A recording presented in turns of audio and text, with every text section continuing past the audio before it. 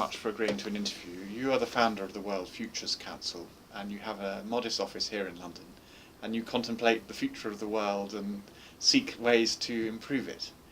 And I wondered whether you had a vision of the world that we seek to bring about in the years and decades to come, and what your view of the priorities we should all be focusing on is.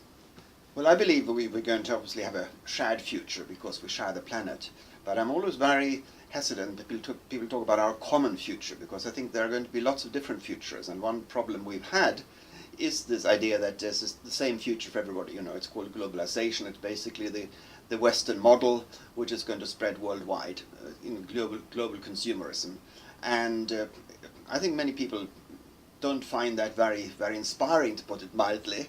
It doesn't really give much meaning, or any, but of course, above all, it's impossible. And there can be no human right to something which is impossible. And we know very well that the per capita consumption of resources, which we have, for example, in the UK, is not possible worldwide. It's not possible on mainland China. Fortunately, I work quite closely with the Chinese government, and they understand that. And of course, this is a huge challenge, because people have moved into this dream, or these promises have been made, and it's quite clear that this is not going to be the future for all. And therefore I'm concerned about the next steps from here to there. We have many visions and many visionaries, and we have many ideas about what's wrong and what could be righted. But of course, as soon as you have an agreement in theory, then the big challenge begins, because how you actually move there, even a few steps ahead, is actually enormously difficult. I mean, take just something everybody will agree in theory, that yes, of course, production costs should be internalized. If companies are able to produce and dump some of their production costs onto future generations, onto the environment, that's wrong. That's people may think it's fraud, it's theft, it's criminal, it's unfair competition, however you define it. But if you actually, in practice, forced corporations to include, to internalize all their production costs, all the so-called externalities, then most of them would go bankrupt. And one of our councillors, Pavan Sukhdev, who moved from Deutsche Bank to work for UNEP, he's written about this in his recent book, Corporation 2020. And weirdly enough, for some, it's the luxury producers. They're going to survive. I mean, they're going to lose some money, but brand value, the added brand value, does not produce any added CO2. So if you can charge whatever, £1,000 a night for a holiday in some luxury resort, people may pay another £150 to make it really sustainable, and everything is done with permaculture, and everything is done very ecologically. But of course, for the mass tourism, the 3-star hotels and the Canaries, where the hotel owner tells me that they get from the travel agent, they get about €50 a night for full board.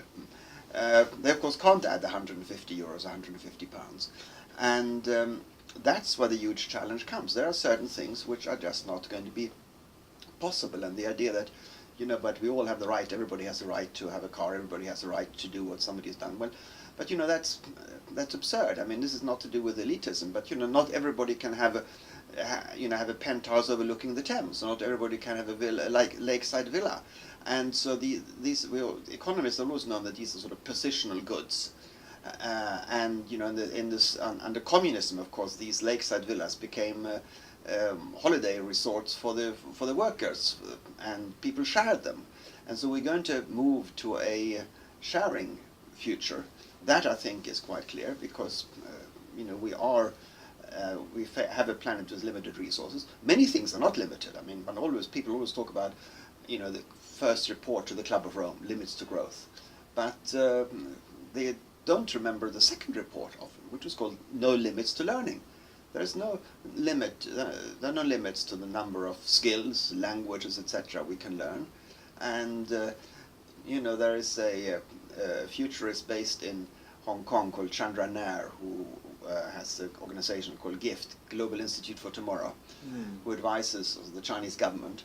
And he wrote a book called Consumptionomics, where he made this point, look, you know, it isn't possible, the resource consumption per capita, even in Taiwan, will not be possible on mainland China. And he said, you know, what isn't possible, there can't be human right or something which isn't possible. So somebody asked him, well, just give me an example of what a sustainable society would look like. You know, just one example. He said, fewer car races and more dancing competitions.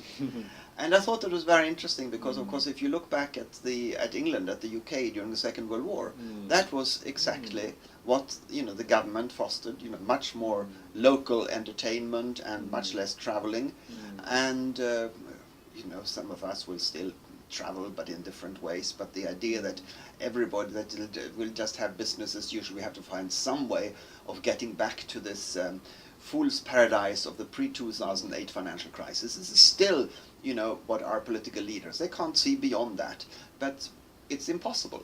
So the question is, how do you then move from here to there in a globalized world where people can travel and will travel, and refugees are coming because if they can't survive in Africa, they will come here. And that's, you know, why I think you have to sit down and say, okay, are there already some solutions somewhere in the world, in some country, in some region, and can we learn from them and transport them? And that's what I've been doing. That's why I set up the World Future Council, to identify best policies, exemplary policies, laws and regulations somewhere, and, you know, where is the best law to protect forests in the world, or at least in the global south? Well, we looked all over the world, we found it is in Africa, in Rwanda. Since the civil war, there are massive reforestation. Is Rwanda a perfect country without problems? Of course not. But when it comes to forests, protecting forests, they have the best law in the world. And, you know, where's the best law for food security? Well, it's in the Brazilian city of Belo Horizonte, where everybody has a legal right to a meal a day. Costs 2% of the city budget. Since they introduced this package of laws and regulations promoting, you know, local healthy food production, etc. Hunger has gone down by 75%. Child mortality fell by 60%. We are now working to take that law to Africa. You can't just introduce it there. You have to adapt it to the local culture. But this is what I see as the most important work we can do at the moment. Brilliant, thank you very much. And you give a voice to future generations, is that right? Or you find means of effectively enabling that voice to feature in public life? Yes, of course, people will say, well, we don't know what they want, but we know that they would like at least the same options, the same freedoms we have. And, you know, the economist Amartya Sen has once said that, you know, development is removing unfreedoms. And at the moment, because we are adding unfreedoms to future generations, we are taking away what we have. And I think we know that they would like that. They would like at least the options we have. And that means that we have to be much more careful and, you know, about the way we treat the planet. And so in the time of the American Revolution, you know, they had the slogan, no taxation without representation. And I say, but, you know, we are taxing away the very livelihoods of our children and grandchildren and their children, and they have no say in the matter. So how can you make sure that they have a say in the matter? Well, actually, our ancestors in many parts of the world who did not have the impact, they couldn't have the impact on the future which we today have, they created such institutions. In pre-colonial South India, they were actually called something like councils of seers into the future. And their role was to tell the council, which made day-to-day decisions, kings, tribal councils, whatever, wait a minute, we must consider the impact this will have on future generations. Native North Americans had this principle of the seventh generation from now, which had to be also included in when decisions were taken. In West Africa, there's a principle of the 3 generations. Those living now have been considered. The ancestors are being considered by respecting traditions, but also future generations have to be considered. And today, when we impact future generations more than our ancestors ever could, we have sort of we ignore this. And so we are very fascinated to find that in Hungary, they had introduced like a parliamentary guardian for future generations, now the current Hungarian government has weakened the post, but it's still there. Mm. So we have now worked very closely with the government in Wales, and they now have a similar institution in Wales. Mm. There are a couple of other countries where they have such similar institutions, and I believe that is something, even on the local, on the regional level, it's very, very important to have institutions which consider to the best of their abilities, the interests of future generations. And it, as I said, it isn't so difficult to know what they want, because we know that they would like the planet to be at least as healthy as we received it. It's sometimes said that young people today know more about our challenges and our predicament than any generation previously, and also that more people around the world of whatever age know more about our climatic conditions and our natural environment than ever before. There's a lot of optimism perhaps in the young generation that they will broker a better world for the future. Well, I think it varies very much. You have places I hear in Africa and Central America, and so people who live very closely, have lived very closely to nature, will actually tell us that's not true anymore, because nature has changed so fast that they don't know anymore. New plants appear, they don't know whether they are poisonous or not, so their knowledge, they can't hand over a healthy soil to their children because of climate change. They say we can't even hand over the knowledge of how to deal with the problems, because so much has changed so rapidly. I think it is certainly true that, and I find it very difficult. You talk to, and it's been going on for a long time. Of course, it started, during the Cold War. When remember my father discussing with me, the disarmament and the nuclear threat of, NATO conflict with the Soviet Union, and my sister saying, and my nephews were then, like 9 and 7, said, please don't talk about that in front of my nephews, because they are so worried about my children. They're so worried about their future. And then we thought, they were like these 20 glorious years after the end of the Cold War. People said, oh, that's fine. And now, of course, we ignored global warming and other threats so long. And now, we find ourselves in the same situation, where again, it's very, very difficult to be honest. I mean, I spoke at one university this was in Canada, and in the middle of my talk, and one of the students, 18, 19-year-olds, stood up and shouted, "Thanks a lot for handing us a world like that," and ran out of the room. And a friend of mine gave a talk in Russia, it's now some years ago, and explained the reality of climate change. And again, one of these, this is in actually high school, and one of these 16 or 17-year-old boys stood up and said, well, I'm not wasting my time anymore if that's the situation. So you mean capitalism is also destroying the planet? I might as well go and join the mafia and enjoy a few years before everything collapses. So you have to realize, yes, there's a lot of awareness. I was remembering just last year, I was reading a conservative British journalist in a conservative British newspaper who wrote that when the latest UN climate report came out, she said none of her adult friends asked her about it, but her 9-year-old son did. Really? And so, is that hopeful? Well, yes, in a way, but it's also quite depressing, because we are depriving them of their childhood, of their youth, by what we have done, what our generation has done. And yeah, I mean, I know you've interviewed Jonathan Porritt. I mean, he's been very, very clear about that. We differ in our analysis of what really should be done now to some extent, but his analysis of the situation, I think, is spot on. And he's been, he wrote this book about 10 years ago, where he already said that. And I think that there is lots of challenges now, which are growing all the time. How do you present the message in such a way that you don't shy away from telling the truth, but at the same time you don't deprive people of hope? Because you have a situation now where, on almost every subject under the sun, the media like to exaggerate. If you go to the experts, usually the situation isn't as bad as when you read about it. When it comes to something like the global environment, the state of the environment, the state of climate change, the media downplay it. The experts are much more worried. Why is this? Because the media are actually afraid of scaring people. And I remember last year, I think it was in the Times, there was an article, there was a realistic report about the big environmental threats. And at the end of it, they put the phone number of the Samaritans. Really? If you're worried after reading this, here, call the Samaritans. What does this poor Samaritan on the phone do when somebody calls up and says, I'm really so worried about climate change? That is I think, very symptomatic of the situation we are in. That if we tell people the truth, we have to refer them to the Samaritans. So of course, we're not trained to be dealing with people worried about climate change. It's a good point you raise, because on the one hand, clearly there's a lot of evidence to suggest that we are categorically in a very difficult situation.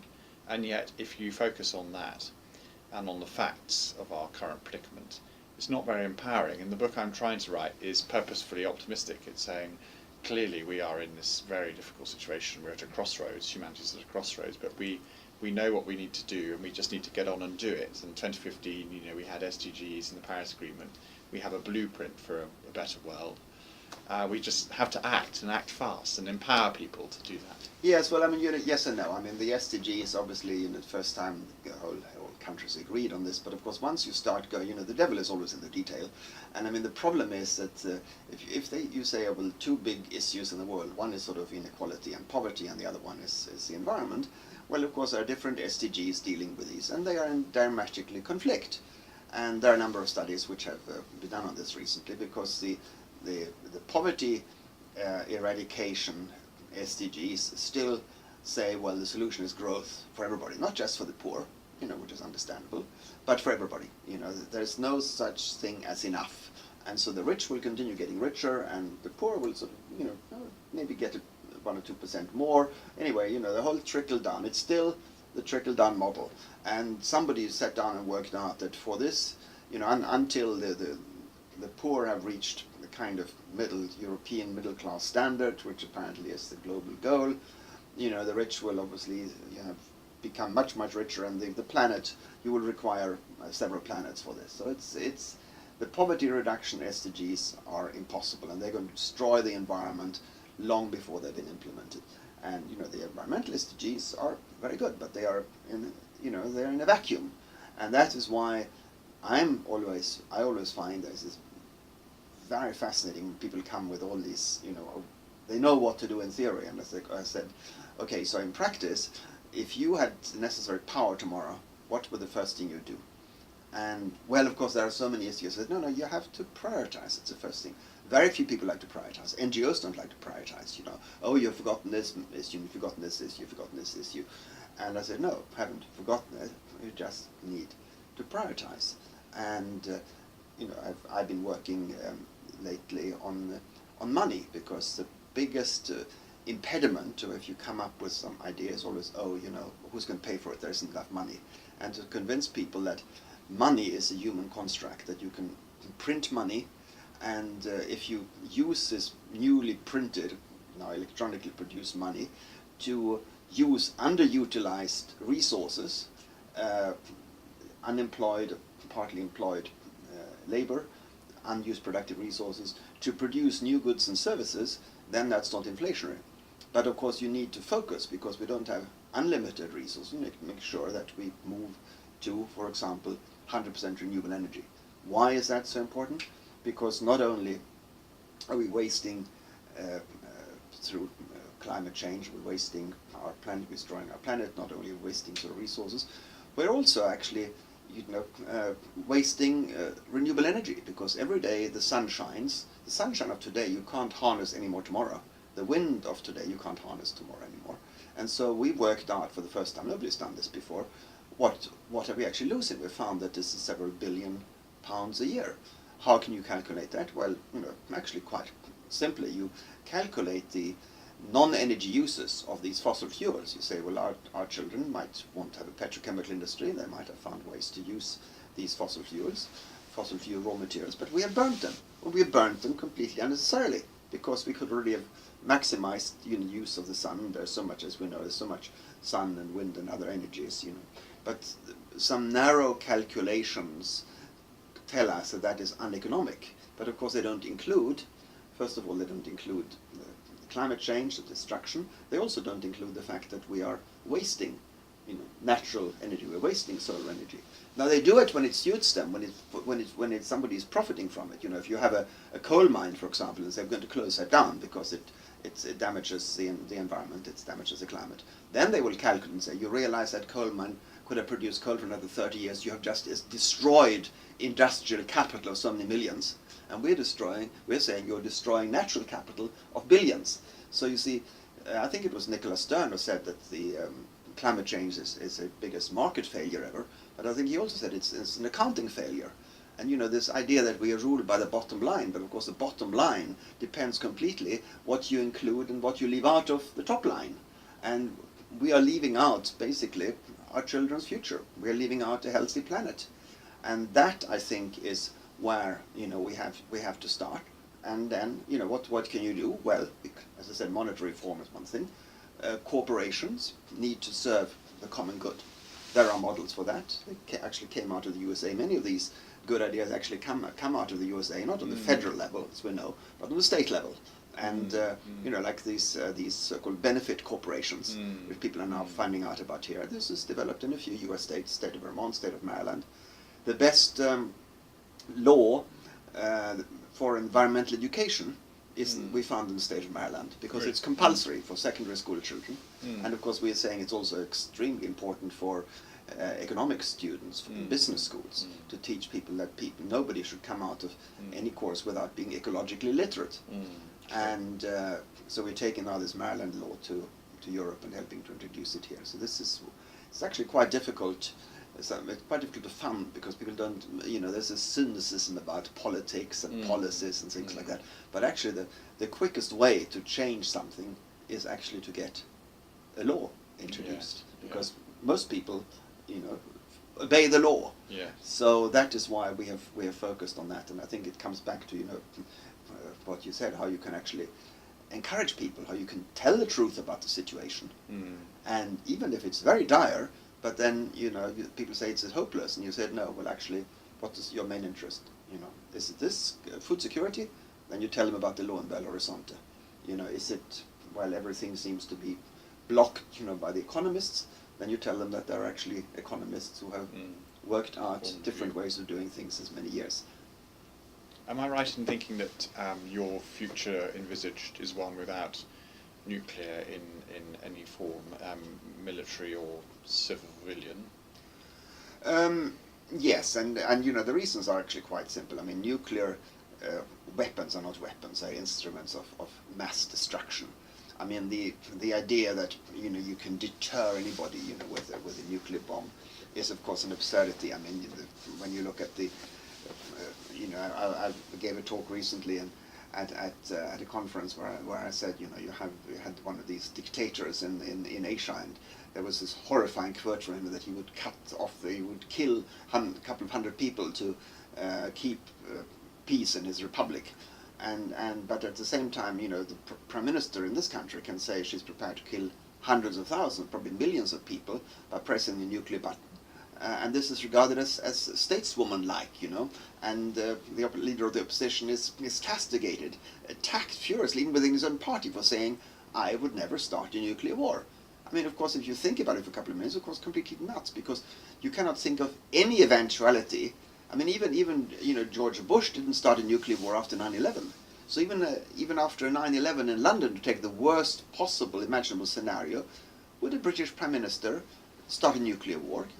I mean, Britain would become a pariah nation for the foreseeable future.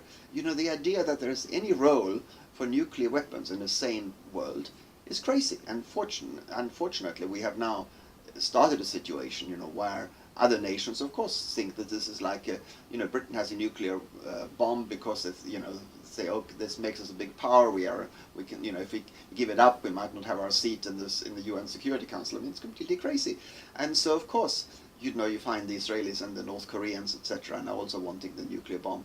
But once we start to disarm, even as there are still gas attacks somewhere. But the fact that we banned, gas has had a tremendous impact. It is now only outlaws use it, and I know, because I'm always very interested in practical results. I know that even the North Koreans would join a nuclear-free zone if it isn't just focused on them. So there is interest, there is awareness there. Now, civilian nuclear power is basically, it's this kind of fetish. People say, oh, well, it's better than climate change, but if you think about it for a few minutes, it's an irrelevance. I mean, you have all the known problems, the nuclear waste, the threats of accidents, etc. You also have the fact that uranium is not a renewable resource. You have the fact that nuclear stations, nuclear plants need enormous amounts of water. That's one thing which is going to become scarce when the climate warms up. The last hot summer in France had to close down a whole number of nuclear power stations. But then you have another of other new problems. First of all, they told us you could distinguish between the civilian and the military nuclear program. Now, of course, the situation with Iran showed that that was a lie. And nobody knew whether the Iranians were building a civilian or nuclear or a military nuclear program. So you don't know if you give whether a civilian program will also lead to nuclear weapons proliferation. The other thing is, of course, we live now in an age of global terrorism, and even an attempted terrorist attack on the nuclear power stations would, of course, cause such an outcry. We saw what happened after Fukushima.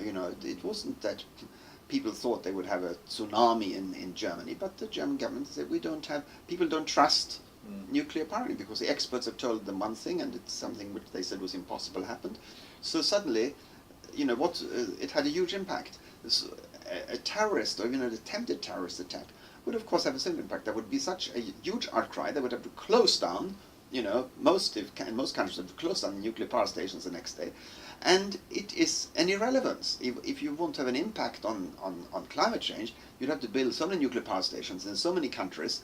And we know at the moment they're building them in the most sort of high-tech countries. We know France, we know the situation in Finland.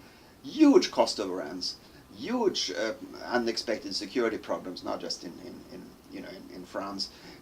Huge delays, while a solar or wind plant can be up there and running within days, weeks, months. I mean, and they just had a huge solar PV plant in Rwanda in Africa. It isn't the idea that these things are not possible. They are possible, and it was conceived and designed and built within about a year. Nuclear power stations, as we know, it take decades to get built. So that's why it is basically, it's an irrelevance.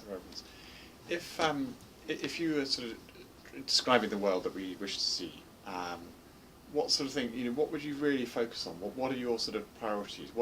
Are there any sort of very clear things that we could do globally, locally, that would put us all in a better place and enable us to live within the planetary boundaries, but for everybody to live well between now and 2050? Well, yes, and one hates to come back to it again and again, but of course if you destabilize the climate up to a certain tipping point, the planet becomes unlivable. And if you look at the history of our planetary system, that's what happened at some stage in Venus. And it was interesting, I was actually in one of the Arab Gulf countries recently and meeting the Minister for the Environment, and he had on his desk a little globe of Venus saying, really? This is to remind me what will happen if I fail. Gosh. And Lord Giddens, who wrote The Politics of Climate Change, I mean, he said this at a conference a few years ago. He said, you realize how fast this was. Suddenly Venus became uninhabitable. It's not the end of the planet's still there, but it's basically unlivable. Maybe like after, a nuclear war, somebody wrote a book called Republic of Insects and Grass. Maybe some things will survive, but, humans will not. And, what we are heading for at the moment is bad enough. And, people are talking about Europe being destabilized by a few million war refugees, who are in part already climate refugees, because there were huge problems, a long drought, in Syria, etc., which started this conflict. Same thing in Darfur.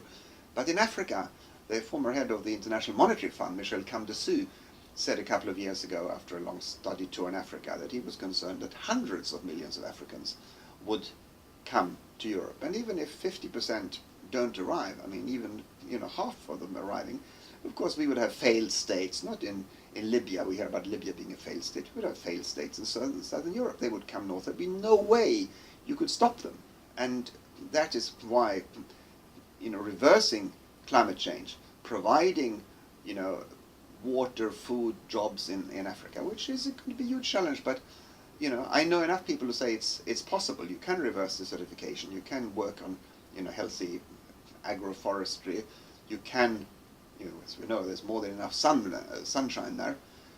So these things are possible. They just demand, you know, a huge effort. I mean, like a leap. You know, what we're doing at the moment is so far below what needs to be done that we really need to sort of see it as a kind of, you know, as a global emergency.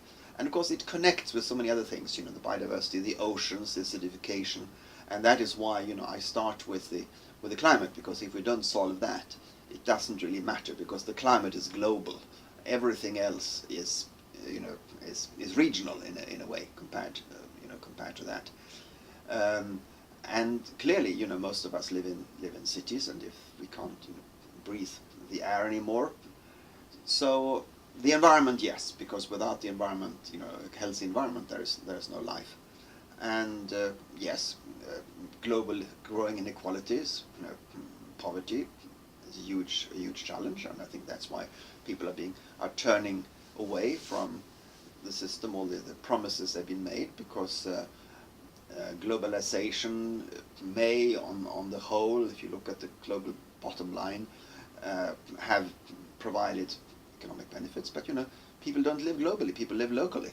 And if they don't see the benefits, if they see that they are, even if the jobs are available, which we always told, these jobs are, you know, less well paid, above all they are sort of less secure than they used to be, and people who say, I can't do for my children what my parents could do for me, that's a huge challenge, especially in a world where, of, you know, global consumerism, I've been told to put our face for all the meaning of life has basically become, you know, consumption. Now, I happen to think that that crisis, you know, the spiritual crisis is basically, you know, goes much deeper than that, and maybe even be the core of what we, you know, the fact that we are destroying the environment, the fact that we do think that, you know, we are consumers before we are sort of global citizens.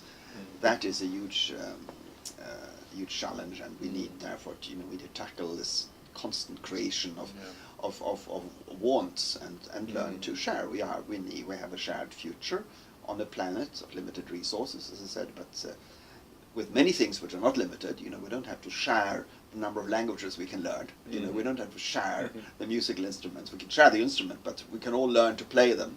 And so there's so much we can do, but you know, buying and wasting resources, there are limits, and we have been brought up to think that they don't exist. And so we got globalization, which meant we could grow into the economic and ecological space of other countries. So we were able to move the limits until, you know, we are now facing a situation that the limits are global. So now challenges which used to be regional, which were regional, are global. And that's what we're heading to. And you know, 40 years ago, the Club of Rome said there were various scenarios, but the business as usual scenario would lead to a big crisis in about 40 years. And the 40 years have passed, and we continued with the business as usual scenario on the whole. And you know, the crisis is here. And now, because we have wasted these 40 years, we could have had a pleasant, comparatively easy transition. Now the transition is going to become really much harder. And did we not succeed because we were too pessimistic, or because we weren't able to tell the right story about what needed to be done, or is it because this is just incredibly difficult because of the nature of the path dependency that we are in? Yeah, the path dependency, I think, is crucial. You know, there was, if you look what happened in the 70s, the awareness was there, even going up even in the US government, but there were obviously very powerful forces in the USA who saw that they would lose power, they would lose wealth, which is, you know, the same thing, and therefore you know, Reagan was elected, and the Heritage Foundation came out with all the climate skeptics, and so basically, and you don't have to be a conspiracy theorist to see that. Especially the USA, you know, the USA was the head of Europe in those days, that they were taken over by a small greedy minority who did not want to face face up to this. And then, of course, it became mixed with this sort of apocalyptic religious scenario where people say, oh, well, you know, if the environment is being destroyed, that's the sign of the second coming, whatever. I mean, this makes it so much more difficult to deal with it in the US. And we have sort of somehow looked up to the US, and in the 70s, you know, one could understand that. It was quite remarkable. And the last example of this was, of course, the Montreal Protocol to protect the ozone layer, where there really was US leadership. Yes. And this went into, actually even, you know, didn't stop straight away with the Reagan presidency, because George Shultz, who is still very active on, you know, was Reagan's foreign secretary, Secretary of State, who was still very concerned about, you know, nuclear weapons, etc. He was actually the one who said to Reagan, no, we have to sign these protocols, this is important, and convinced Reagan, who was quite easily influenced by, you know, one or the other side. So it wasn't just like, you know, it didn't stop like that, but it was a beginning. Actually, things didn't get better under Clinton, because Clinton in many ways was so weak that he didn't stand up for, you know, Al Gore never succeeded in actually convincing him to take climate change as seriously as they should have.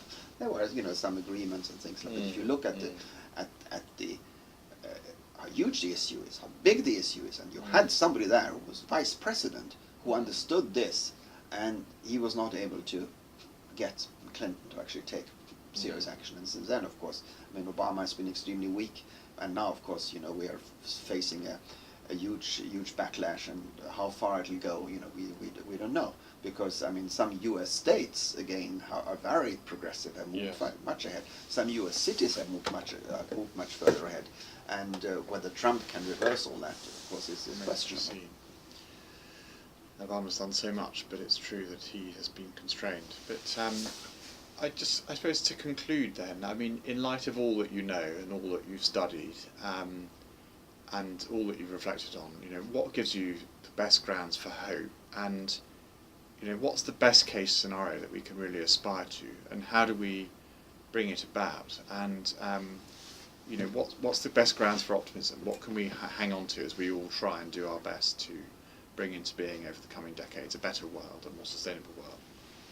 Yeah, well, that's of course is the big question, and you know, on the personal level, it's relatively easy to answer, because you know, I work, as you know, not just with the World Future Council. I also set up the Right Livelihood Awards, the so-called Alternative Nobel Prize, and you know, so I come across every day people who receive this award, or far over 100 now. But of course, every year we get many more nominations than we can give out awards. Yeah. And so I see people who haven't given up, who are risking every day their lives, their freedoms, everything. Yeah. And that gives me enough, you know, hope to go on. That there are so many people who are risking so much more than I've ever had to risk. And so I think, well, if I can contribute to protect, to strengthen, to these projects, these people, in some ways, then you know, I'm doing something really worthwhile. And I've seen that the award has been able to do that. And same thing, you know, with the World Future Council. We've been able to, this small organization come in, and we have changed laws. We got this feed-in tariff law introduced in this country, you know, and the Ministry of Energy, later Charles Henry was one who said to me, he said, afterwards many organizations claimed it was thanks to them, but he said, we know that in the House of Commons, we know that it was the World Future Council which first informed us about feed-in tariffs. You know, we took this German law, which we realized there was an English translation nobody understood, so we coined the term. We did a couple of books, we did film, you know, with BBC, and we worked with parliamentarians, and we then have done the same thing in Japan, in South Africa, in other countries. We've held hearings on all continents introducing these best laws to them. And when you see that you can do that, when you see that you can take, you know, a law from, take parliamentarians from Tanzania to Bangladesh to see how they are working there to introduce, you know, solar home systems, all sort of set up by women, you know, repaired by women, etc. So very, very sort of empowering and in many ways solving not just one problem but several problems. So that I find, you know, that is very inspiring. And if I thought there was anything more I could do somewhere, I mean, I would try to do it. But if you say, you know, on the whole, are we sort of shifting? Are we sort of moving towards becoming the new mainstream? I think the last year has shown that, you know, we haven't, because we haven't, and that's of course where your work also comes in. We haven't succeeded in coming up with a more exciting story. And as we know, the world is ruled by stories. Mm. And the current story is being, of continued economic globalization, neoliberalism, consumerism. People don't believe it anymore, but we haven't got anything more exciting and convincing. And that, I think, is the huge failure of civil society over the last decades. I mean, so-called NGOs, the fact that you define yourself as with a negative, non-governmental, always find that very weird. So, I talk about civil society organizations. But even there, you find there is so much infighting and rivalry. I mean, when did you ever hear about two NGOs merging? And so the other side, the defenders of their short-term privileges, are actually very good at cooperating. The right-wing neoliberal corporates and so, they talk about competition, but they actually cooperate very well. Long-term, they fund, they don't say, are you a charity? They don't say, we only give 1 year grants. They do what needs to be done. And in a way, compared to that, we are, unfortunately, one thing is we're wimps. We don't stand up as strongly as they do. We're always sort of looking to be sort of nice and polite and compromising, and everybody must be on board. And this is, of course, not the way you move forward in a crisis. You have basically to sort of say, no, this is right and this is wrong. And you cannot suffer, whether they are sort of agents provocateurs or not, you never know. But they're always somebody coming up and wanting to argue forever. And sometime, the time for arguments are over, and you basically you take a vote or you decide, and you just move ahead. And as I said, above all, you prioritize. And I was even told, the Right Livelihood Award, as I called this Alternative Nobel Prize. I thought it was not a Buddhist, but it was a good term which symbolized what I thought the world is about. We need right livelihood. We need to live responsibly on the planet. Yes, I like it, And I was told that, but it's judgmental. The name is judgmental. You're suggesting there are wrong livelihoods. Who are you to say? I said, I am who I am, and I'm saying, of course, there are masses of wrong livelihoods. Otherwise, we wouldn't be in the mess we are.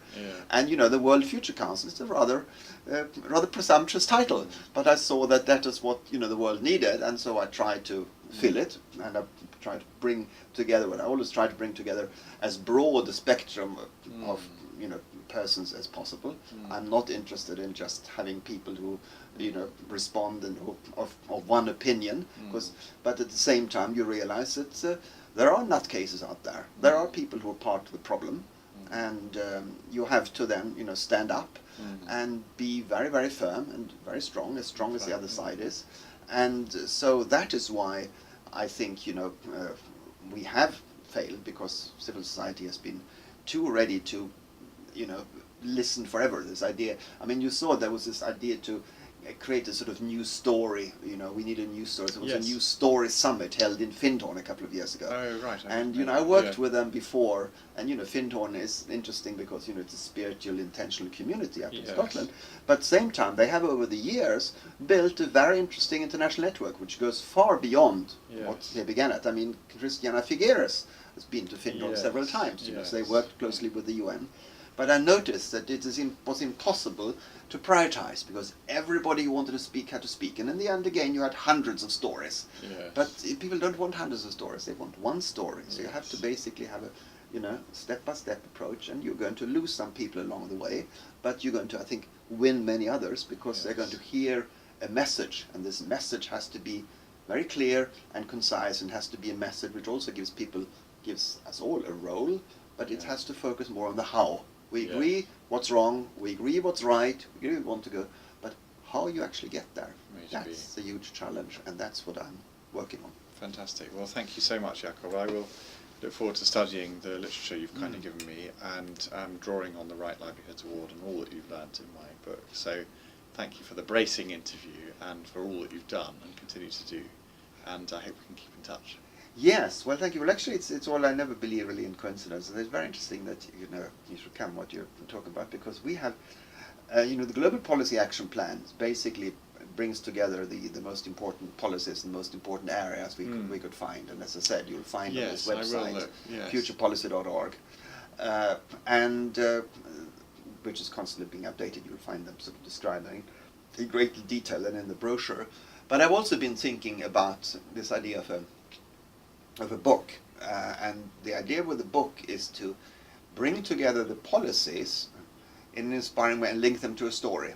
So I've been working on the introduction, the sort of story bit, which isn't going to be very good. The main part is basically looking at these policies and saying, and you don't have to have all of them. I mean, the question is how many you bring in, probably somewhere between 20 and 30, but you know how you won't be able to move anywhere without taking money out of the political system, and there you find there's a policy from Iceland. Now will it be easy to introduce that in USA? And of course not, but if you can link it together in an exciting story.